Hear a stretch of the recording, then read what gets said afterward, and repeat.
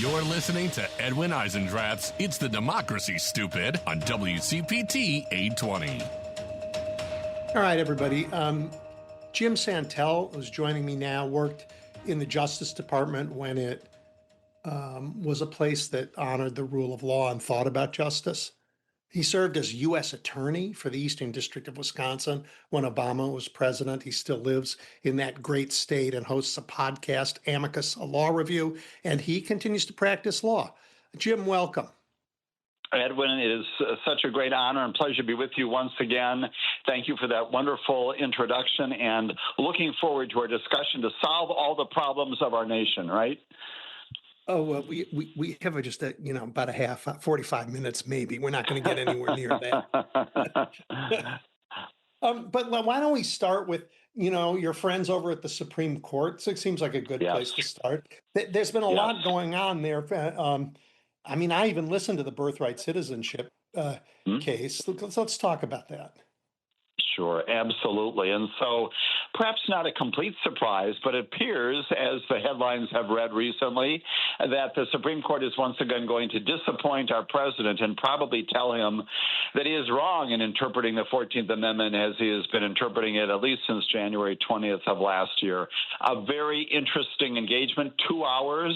And when people like Amy Coney Barrett and Neil Gorsuch and even the Chief Justice John Roberts are not buying what you're saying, that as the Solicitor General, his name is John Sauer, Edwin, as you and your listeners know well, when they are pushing back on him and saying that both historically and legally and constitutionally, your argument makes no sense, practically as well, you know that you're in trouble. And maybe the best barometer of that was and remains that while, again, stunningly, almost unprecedented, sitting president in the room there when the Supreme Court is arguing and hearing argument about this, he gets up and he leaves, as we well know.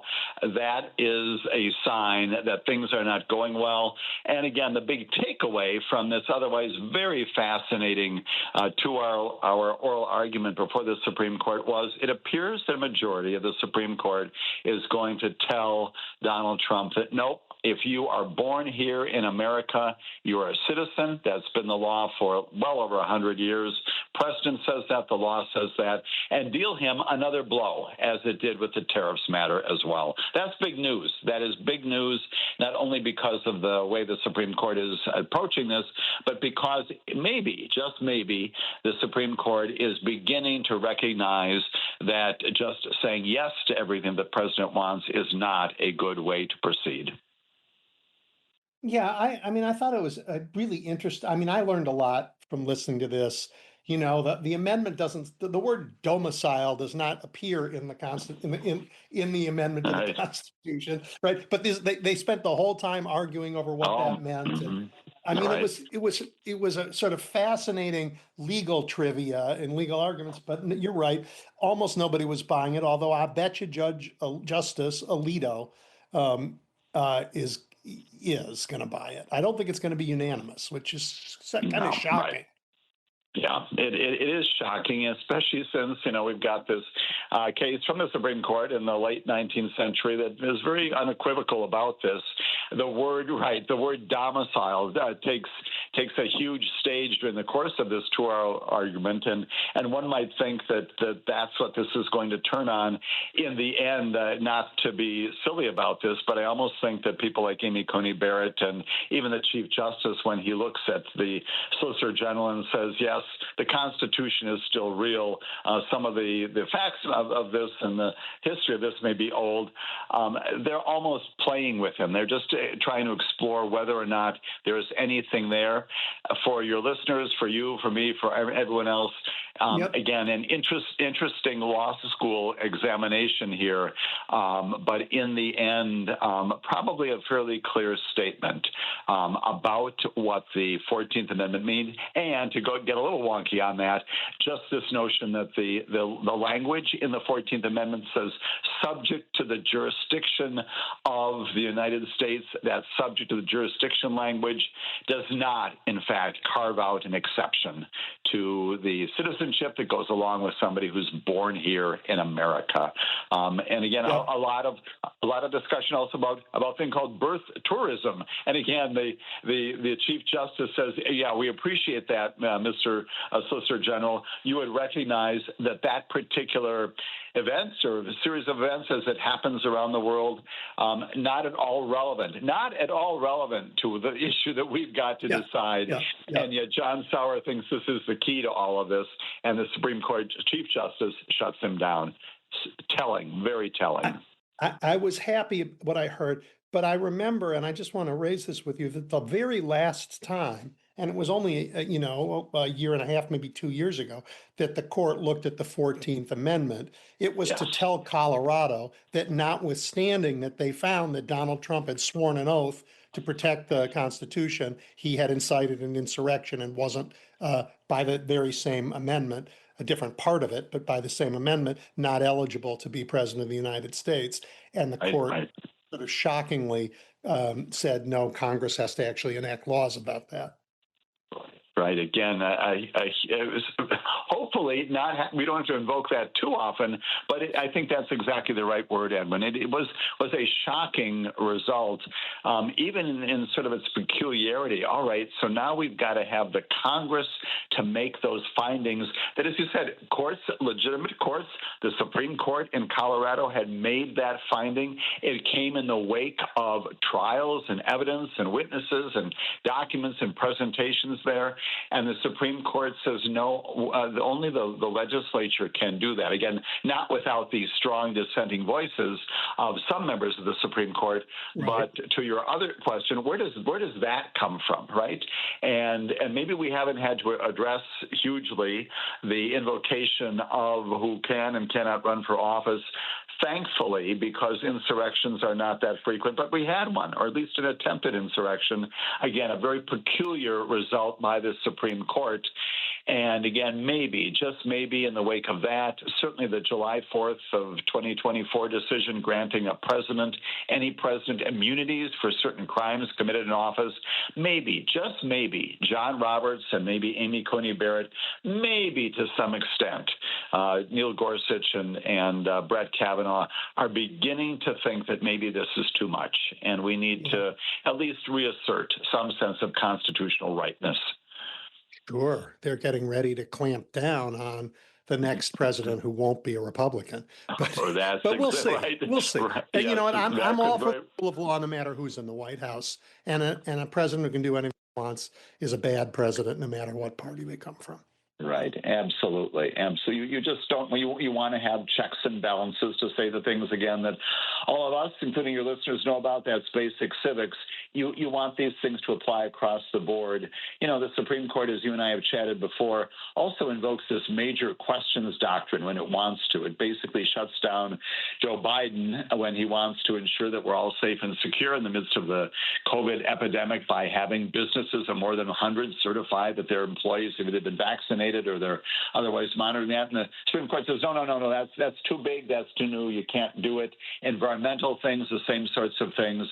But when you've got Donald Trump issuing all these executive orders, suddenly, although it surfaced again recently in another case involving tariffs, that's the one time they sort of invoked it, you do have this Supreme Court giving this president an awful lot of latitude that they have not afforded previous presidents.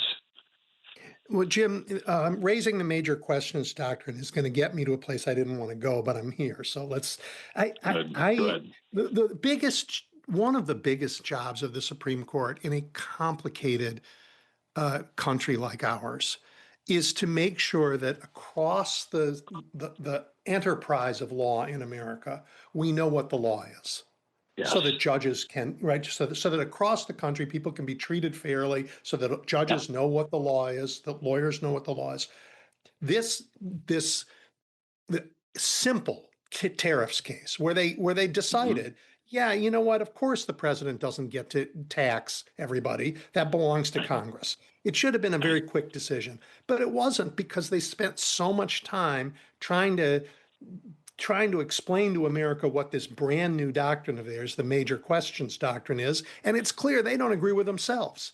They have made a Right. complete hash of what we don't know what the law is anymore. And that is if you are an institutionalist, if you are John Roberts and you look in the mirror and you go, oh, great, all my life I wanted to get rid of the Voting Rights Act and maybe I'll do that. But I also made it so that Americans don't know what the law is. So the judges are complaining that they can't figure out what they're supposed to do because we used the shadow docket and didn't explain anything. And now we have this new doctrine that we don't even understand. I think that is disgraceful. It is, and I agree with you enthusiastically, Edwin. And for the two reasons, the two buckets of things you just described. One is, and you're making direct allusion to it, and you're spot on, of course, this is not just people like you and me and your listeners and others and lawyers out there, but it is judges, federal judges, who are obviously looking to the Supreme Court to tell those judges, especially federal district court judges, trial judges, what the law is. And as you've indicated, when it comes to this shadow docket, not only is the Supreme Court issuing these one-sentence orders on major issues, not only about what the president can do in terms of hiring and firing people, but about programs, the sizes of agencies, access to their information, all kinds of things, grants for the National Institutes of Health, all kinds of things. Doing that, as we have chatted before, with one or maybe one sentence, maybe one paragraph, and then when federal district court judges in another matter that's arguably tangentially related do not follow that particular shadow docket, non-final decision, they get criticized by members of the Supreme Court itself, that you've got federal judges who are throwing their hands up and saying, what is going on here? And then the larger point is the one that you made as well. In companion with that, not everybody needs to be spending every waking moment. We've got families to raise. We've got work to do. We've got other things to enjoy about America. But when Americans themselves don't know what the law is, and you made reference to it, even something as simple as the threat now that maybe next time you and I chat, we're going to be talking about the final demise of the Voting Rights Act. Well, even the threat to that, it provides a certain amount of uncertainty among the population. How do you draw lines then for congressional elections that are coming up? How do you make decisions about how voting is to happen when you're uncertain about what the highest court in the land has articulated in terms of its opinions? And then in this, again, I can't overstate it, as you and I would not overstate it, but just the lack of precision. It's a mess, and it's also, as you just indicated, a scandal, which with all Americans should be wildly, wildly disappointed, dismayed, and condemning the Supreme Court for not being that voice of clarity, which it should be. It should have been for the past 238 years. We need it to be. We really need it to be. Let me ask you about a different question. I'm not sure I blame the Supreme Court for this one, but this very complicated question of free speech in America. And it doesn't seem complicated, but here I want to ask you about two different rulings. One is, I think, not a Supreme Court ruling, but the conversion therapy ruling this week that said, look, you cannot stop doctors from engaging in conversion therapy. It is, after all, their First Amendment right to talk about it. It's a talking therapy. They can say whatever they want in therapy. And the second ruling is the ruling against Meta and Google that in some ways takes free speech in a different direction. So I'd like you to talk about both of them and help us understand, like, most of my life, I thought I understood free speech and it wasn't complicated. And now I'm confused. I think the confusion is well placed, Edwin, because a lot of this is irreconcilable. On conversion therapy, right, also comes out of Colorado. They produce a lot of cases, as you well know, coming to the Supreme Court. And just as an aside, I can't pass up this opportunity on your wonderful discussion, your wonderful show, just to affirm once again for all your listeners that not only the great majority, but maybe not 100%, but 99.9% of all medical authorities authorities recognize that this kind of, don't even call it therapy, whatever it is, whatever the treatment is, not only is it ineffective in trying to change someone's sexual orientation or gender identity, but it's affirmatively destructive. And again, the problem with the conversion therapy decision, which was to say, Colorado, you got it just right, you cannot inhibit a therapist from talking with her parents, with her patients. That's how she describes this. And therefore, the law that you have passed that bans conversion therapy is discredited. It plainly will have implications far beyond Colorado, including right where I am here in Wisconsin, Illinois, other places. 20-some other states have similar bans. Those will likely now be subject to challenge down the road. But again, to your fundamental point, this is not a First Amendment free speech case. Nobody was maintaining Neil Gorsuch, who wrote the majority opinion here. Nobody was maintaining that therapists can't talk to their patients. What you can't do is engage in this very concerted, very directive medical approach that has as its aim to change who you are, frankly, with very dramatic mechanisms. That's what this was about, and it used to be in the worlds that we were used to here, Edwin, that the question would be: is there a logical nexus? Is what the legislature, the Congress has done? Is there some reasonable relationship to what its assignment is to keep us safe and secure, and what they're doing here? How much more clear could it be? You've got all these states, all these legislatures saying a bad medical procedure. We would not permit this in any other circumstance, or we should not permit it if there are doctors out there doing other things that are harming people. So the legislatures come forward and say, this is something proven to be harmful, and we are prohibiting it. A direct connection between what we want to do to preserve the safety and security of our population and what we are doing, which is banning it. And yet, we pollute this with a First Amendment argument. They seize upon what the therapist said and get it wrong in the end. And now this tail is going to wag the dog here going forward. As to then you've got out in California, Los Angeles, the Superior Court there. You've got Meta and the other platforms there. Oh, yeah. You've got a jury there, right? Yep. And likewise, playing with First Amendment speech issues that are confounding, undeniably. Yeah, it's a very, I mean, I know the world is complicated and technology has moved faster than the law and made and put us in some interesting places. But I mean, free speech is so profoundly important to us. Right. That it'd be nice if we all understood what it was in the same, in close to the same way, but I guess we won't for a while. And by the way, right. I fully agree with you about conversion therapy. And just side note, this is an administration who, out of the unrelated to the law, but in its certain approach to public health through RFK Jr. is full of, oh, well, quack remedies are great and real remedies may not be. I mean, the outbreaks of measles are the tip of the spear of public health outbreaks because it's more contagious than things like polio. But all these terrible diseases are coming back because of these terrible people. And so of course, they're going to go to court to try and protect terrible therapies. Right. And it's a reflection of this other thing that you and I have chatted about previously, and I know that many of your listeners embrace also. It's the broader sense that we no longer trust the people who know things, who know what they're talking about, right? Many things I know nothing about: science, medicine, engineering, all kinds of things. I can go on. But I trust the people, especially in the medical community, speaking about Health and Human Services.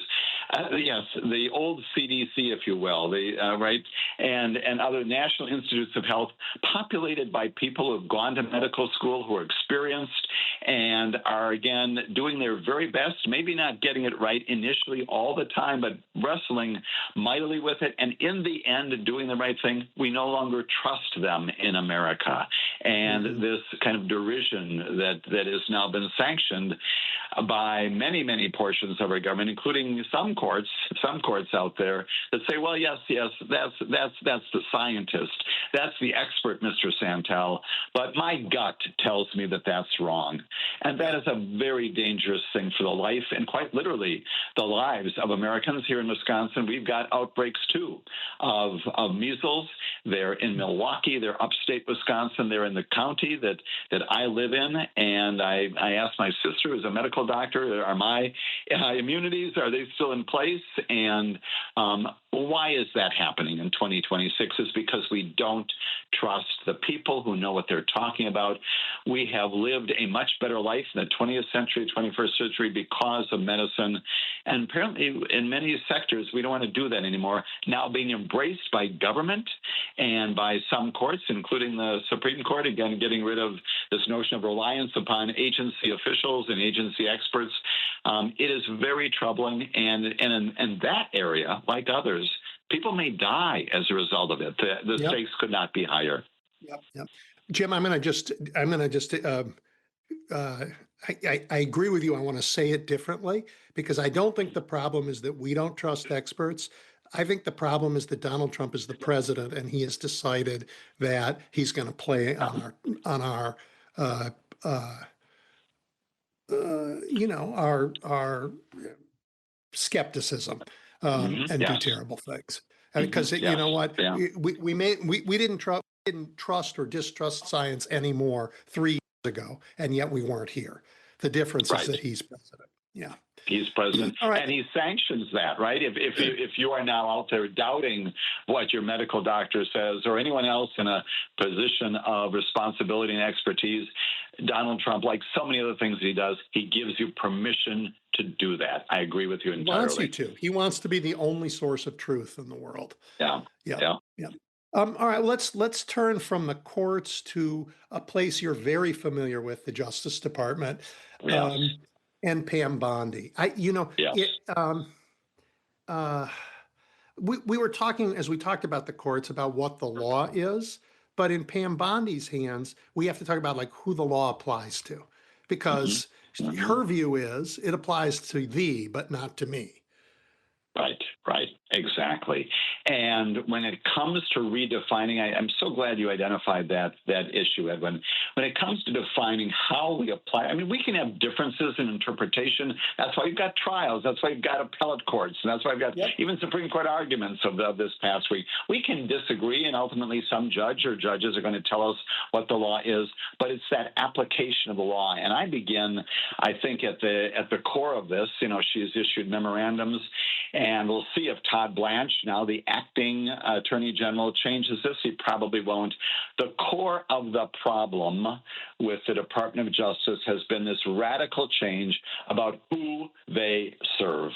Throughout the entire 30-year period of time that I was U.S. Attorney, and obviously most of that before that, an Assistant U.S. Attorney, the mission, the purpose, the oath of office was clear. Mr. Santelle, you have a commission on behalf of the people of the United States of America, the Constitution. The president, whether it's Barack Obama or Bill Clinton or Jimmy Carter or Ronald Reagan or George Bush or Donald Trump, is not your client. And in the last 14 months, obviously, that has changed. Pam Bondi is the architect of that, and she has completely broken down the wall that you and I have talked about before, in place clearly in the wake of Watergate, to ensure that the president is not directing what the Department of Justice does. Pam Bondi comes along and she says, nope, our client is now a fellow named Donald John Trump. He lives in the big White House with those pillars over there, and we serve him. And everything else from my perspective, again, many other aspects of Pam Bondi that are hugely problematic, but it all derives from that. Who are you working for? Who is your boss, if you will? And if it's no longer maybe in a broad sense, the Department of Justice, but really the people of this country, everything else that she has done including pursuing the president's campaign of retribution, trying unsuccessfully to get prosecutions of people who are his political foes. All of that, this mess, this disaster with the Epstein files, which we can talk about that for 3 or 4 hours, of course. All of that, to my mind, derives from a completely different Department of Justice. And Edwin, I will tell you this out loud for all of your listeners as well. I do not recognize this Department of Justice anymore. I don't know. Again, it's easy for me to say I'm no longer there. I don't know how people who are showing up to work every day, I'm talking assistant U.S. attorneys in the Northern District of Illinois and Eastern Wisconsin and lawyers and Maine Justice around the country, how you wake up in the morning and go in and do your work. You can do it in the specific cases that you're trying, but the commission of the very agency for which you're working is no longer what the Constitution contemplates. And we've seen, again, 2 responses to that, right? You've got the people who've said, I can't do this anymore, whether it's in Minneapolis, whether it's the Civil Rights Division, and they simply say, I am leaving because my ethics are more important, or they get fired. They get fired. And that, again, a reflection of how dramatic this change has taken place inside the department, completely reversing its role, its purpose for the past 14 months. Every indication that Todd Blanche, again, now our acting attorney general, who not too long ago heralded the fact that in the FBI, we've now fired anybody who had anything to do with Donald Trump's prosecutions. That's a great thing. Every indication that will continue, and that the departure of good and, once again, experienced people who know what they're doing from the department will continue. Again, this is unrecognizable to me.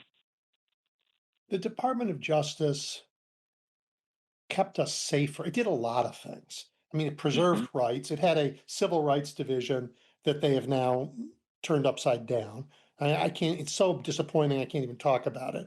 But like the cases that you had when you were a U.S. attorney, there are a lot of crimes that require investigation and preparation for trial that take a lot of time and keep us safer. Complicated crimes, big cases of fraud, big cases of big criminal drug cases. Everybody who worked on those cases has been pulled off of them and told to go deal with the overflow of habeas complaints because the government is just pulling people off the street without any due process. So the things that you worked, I mean, talk about some of the things you worked on to keep Americans safer when you were at the Justice Department that aren't getting done now.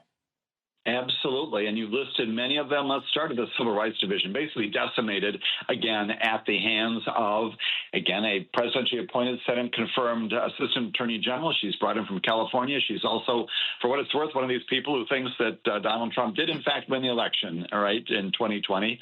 But putting all that to one side, huge departures. And what does the Civil Rights Division do? It's not just the things that are in the headlines. Housing cases, employment discrimination cases, right? Cases involving government monies being given to companies that are obliged to follow the law when it comes to hiring and promotion.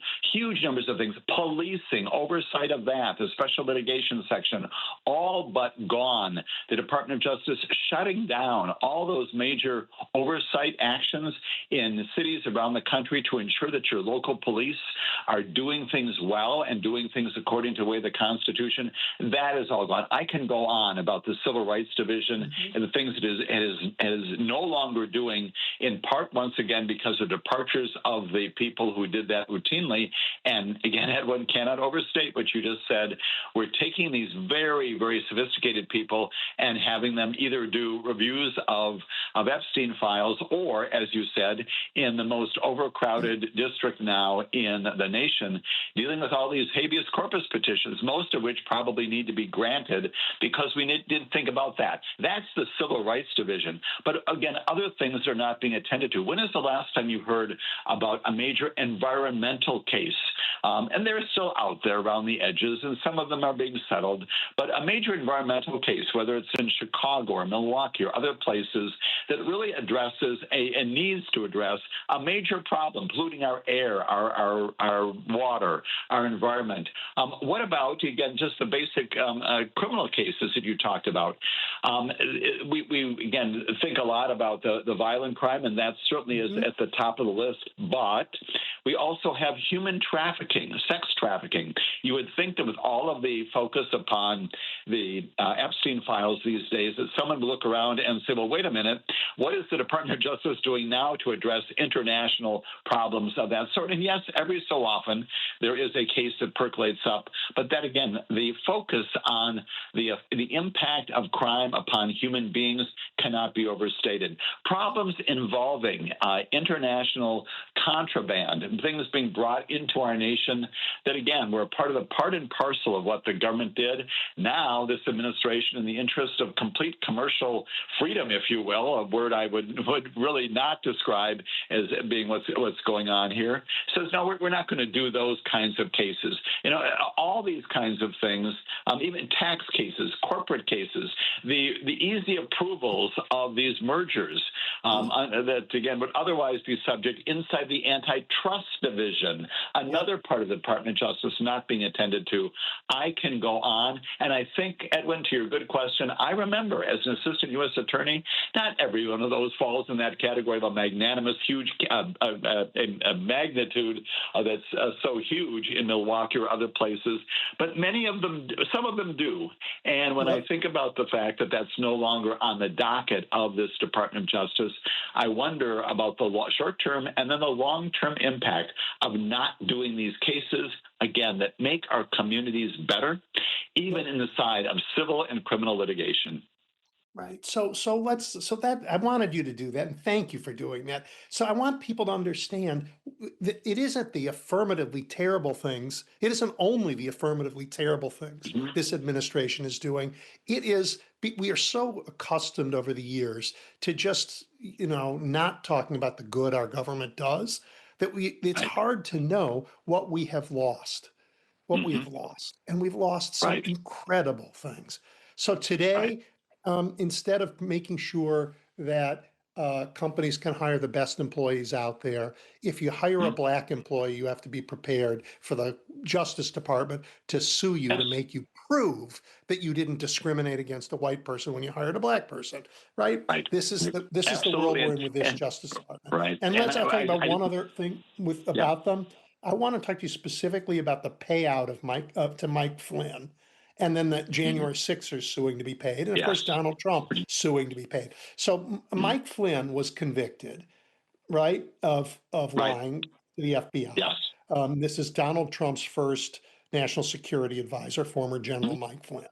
Then he said, "Oh, well, I want to recant my conviction," but that was thrown out of court, and he was suing. And his suit for, like, you prosecuted me wrong was tossed out of court, but he had appealed it.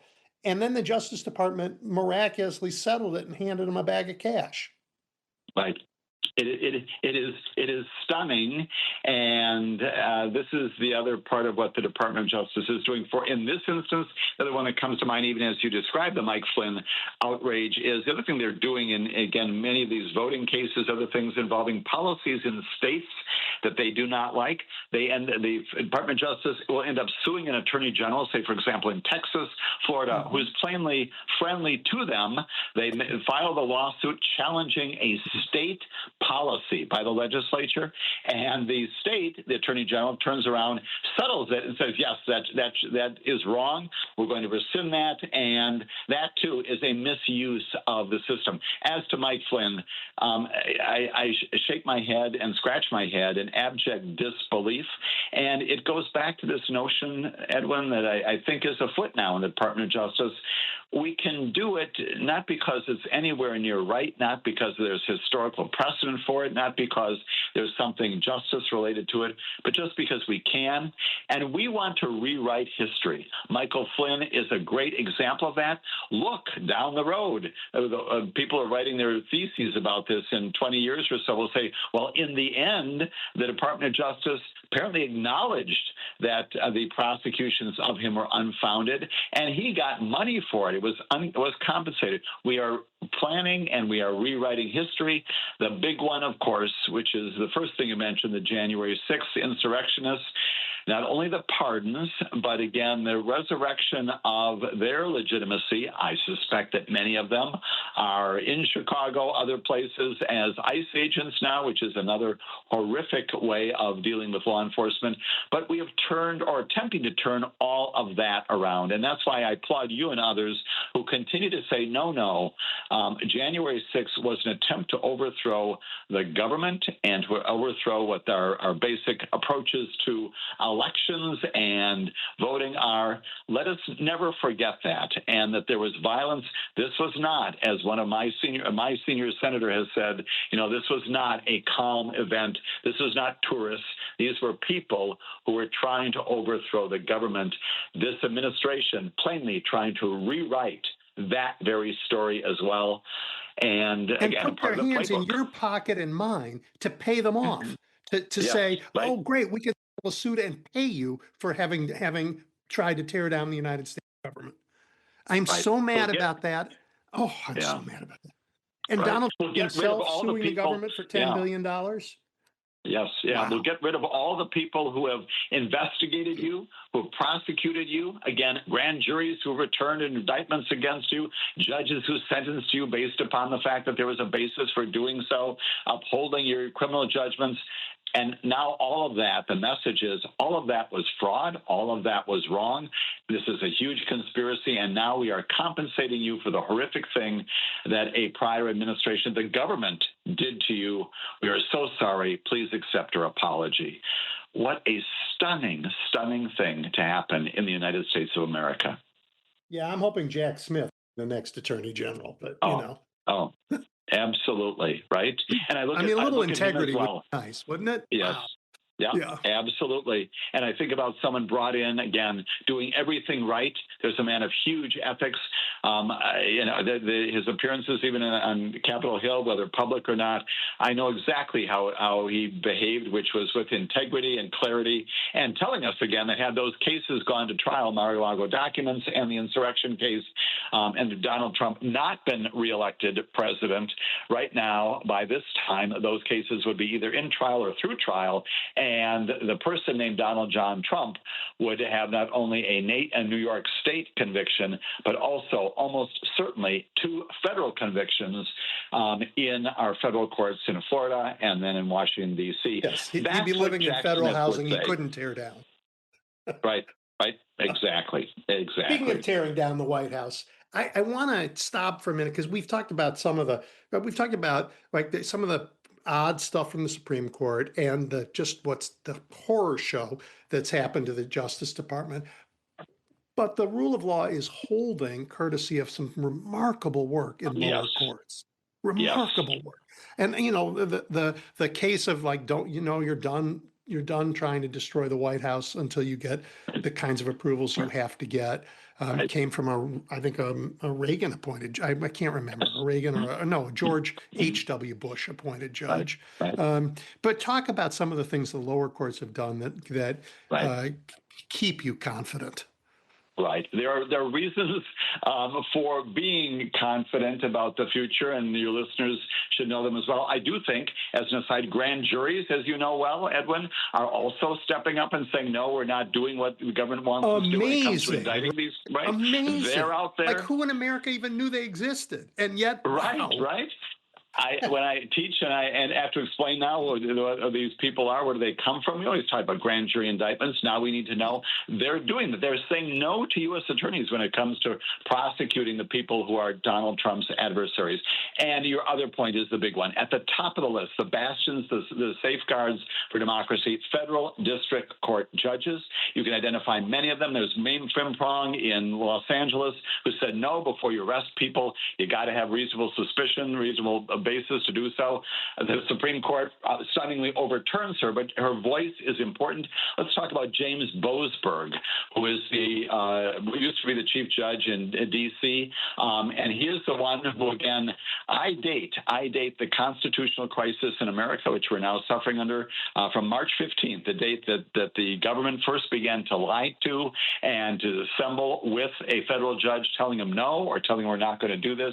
James Boasberg, again, having hearings about the contemptuous behavior of the Department of Justice. Paula Zinnes in Maryland, another federal district court judge, again, with respect to Kilmar Abrego Garcia, saying no to the government. You cannot do these kinds of things. Obviously, right here in Chicago, the judges who reviewed not only the National Guard being brought in, but also the work of ICE folks, and saying, no, I'm going to monitor this. I'm going to prevent you from doing the kinds of things that are not consistent with the way that we behave on the streets of Chicago and Portland and Los Angeles, other places. The list goes on and on and on. So many federal district court judges, almost with pure unanimity, are saying no. And they're not saying no because they don't like the president. That's not this. When you read their opinions, they're talking about the precedents that were issued by the Supreme Court, by judges on both sides of the political aisle, wherever they came from whatever president, and saying this is inconsistent with the way that we arrest people and the way that we detain people. This is not consistent with the way that we deal with people who plainly maybe should not be here, but we give them due process before we load them on planes and send them off to El Salvador or to other countries that are not their places of origin. And they're saying you cannot do that without due process. They're not saying in the end you can't do it ultimately. You can't just do it by a raw exercise of power. So many examples related to funding, obviously cases involving academic funding. We've seen that so many times. Federal district court judges, even the arts, saying, no, you can't do this. And again, federal district court judges, top of the list, grand jurors, those prosecutors are refusing to do these things. And the fourth one that I'll add to the list of safeguards is people. And I know that is maybe trite to say. The protests are important and meaningful, right? And people should know that they have an impact, and they're also a safeguard against the loss of democracy. Well, the people are going to get say very soon on a Wisconsin Supreme Court race yet again. Yes. And tell us a little bit about how that's going. Sure. So once again, we have, not getting nearly the amount of attention that it has in the past, mostly because this one will not change the ideological makeup of the Supreme Court, but we've got an appellate court. And because Elon Musk is afraid to come to your state now. Exactly. After having spent an awful lot of money and being told by Wisconsinites that, well, that's very interesting, we're not going to buy into that quite literally. But we've got Judge Taylor, who is a trial court judge, very, very expert in doing what she's done, very normal, decent, saying the right things. Maria Lazar, who is a state appeals court judge, and those two are running. Plainly, we once again have a conservative in Lazar and the so-called liberal in Taylor. I don't especially like those titles just because they tend anymore. They don't fit. They don't fit the era we're in.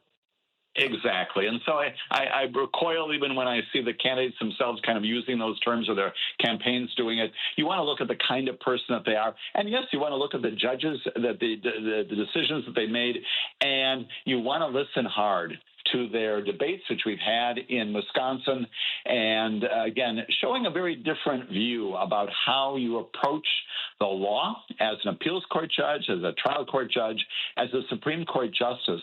That's what's all important. I don't care if you're appointed by a Republican or a Democrat governor or a Republican or Democratic president. Show me what you've done I want to read your opinions. There is another, again, a very big difference between these two. And the only concern I have about my state right now is that the latest polling, as you probably know, from Marquette University, which does some pretty good polling, is an awful lot of people, again, this hasn't gotten a lot of attention, are not attentive to this race and barely know who the candidates are. We're days away. We're days away. And that is a concern, that the population has not been animated, again, in part because whatever happens here is not going to change the balance inside the Supreme Court, but could down the road. And every single justice who is there has a vote out of the 7, and on major commercial issues, and yes, on religious issues, and on balance of powers issues, and environmental issues, and antitrust issues, all those kinds of things.